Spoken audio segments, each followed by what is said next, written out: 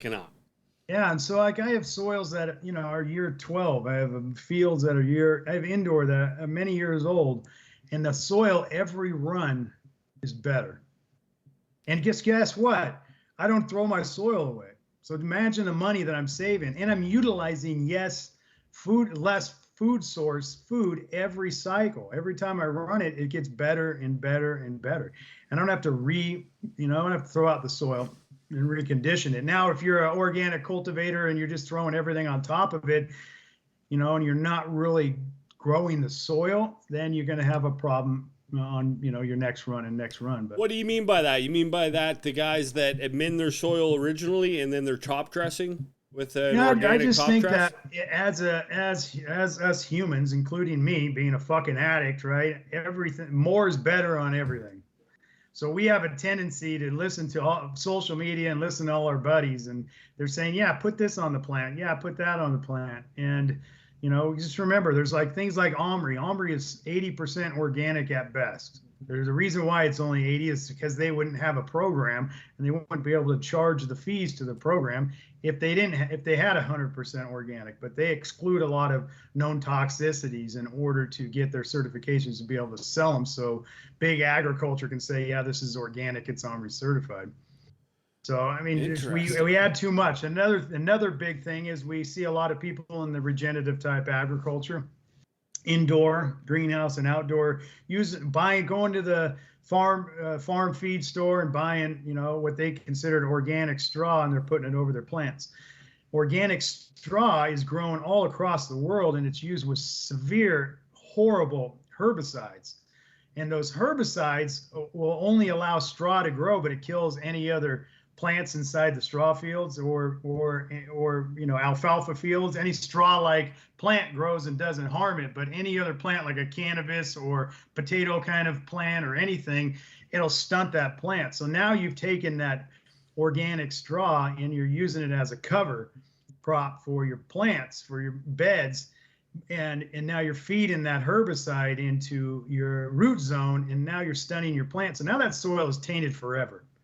Okay, so these are things. With organic sourcing is the key, and knowing your farmer, knowing where you're getting stuff from, or producing it yourself, as much as you can produce systemically is the way to go. I use grass clippings. I use a lot of different stuff on my own grass, but not the neighbor's grass. It's throwing some crappy products on it. So when you're doing stuff like that, like using your own grass clippings and things like that, are you running into pests at all when you're doing that, Pat, or is that all just part of this biology down bottom? Like it all just kind of mends together.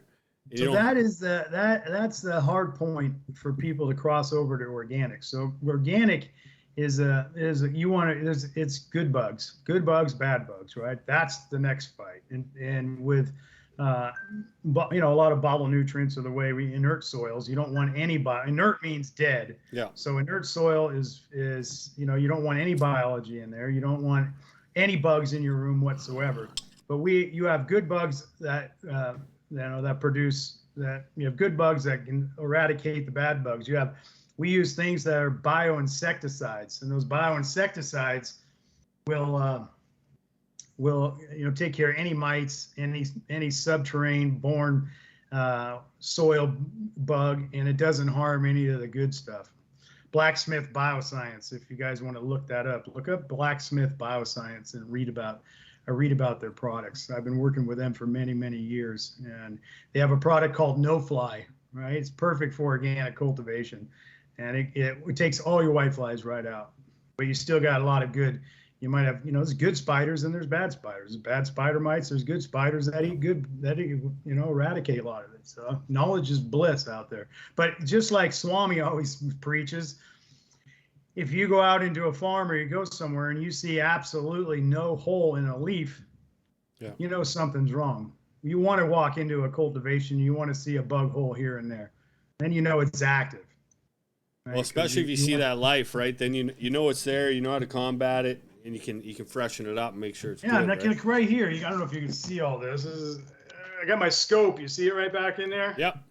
I got my whole media set up. I do all my stuff, but I scope everything. I scoped a fucking hot dog. You should be shocked what the fuck you're eating when you're eating a hot dog. Oh my God, I'll never eat a a hot dog or sausage again. I mean, you never think about the things that you That's put such in a that's such a stoner thing to do, Pat. Pat's like, over here slicing up hot dogs and looking underneath. That probably got like fucking black shit in it and everything, man. It's probably messed up. It's got dead bugs. It's got loaded of worms, all kinds of stuff. Yeah, man, that just ruins a hot dog for me, man. I had a Costco hot dog the other day, but Costco hot dogs are even gross, man. They're marinating in that hot dog water for months on end. That's a wild thing. So you're literally taking random objects, putting them under that thing, and being like, "What the hell's in this?" That's a different way of thinking, Pat. Like it's a very unique stoner mindset, I right? create a compost called King Kashi compost, and I do about 1,200 yards a year of it, and it's so fungal and bacteria dominant, and it's the best thing I've ever made. And with that, I take in the morning, because I know what's in it because I scope it. I take a pinch of it every morning and I put it on my jaw, under my cheek, and I suck on it. And it sounds horrible, but that's everything that's good in the soil is good for your biome, right? It's probiotics on steroids. I fucking seen you do this on a live, man. He pulls his lip out. He put in a chunk, a handful of soil, man, like he was putting in a lip of tobacco. And he's like, "You think you could do that with your soil?" I'm like, "No, I would never fucking put my soil in my mouth."